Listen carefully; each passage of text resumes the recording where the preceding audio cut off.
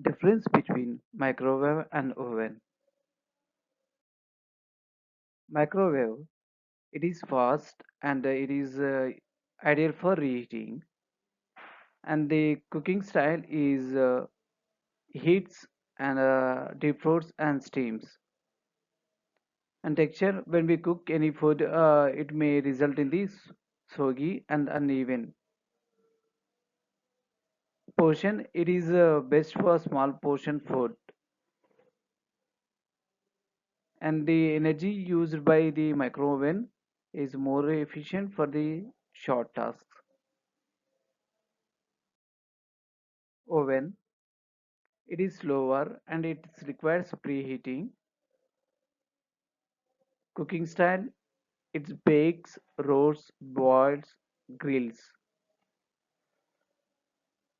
Texture, when we cook the food, it produces a crispy and brown texture.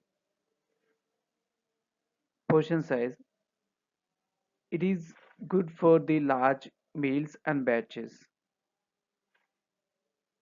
Energy, it consumes high energy while cooking.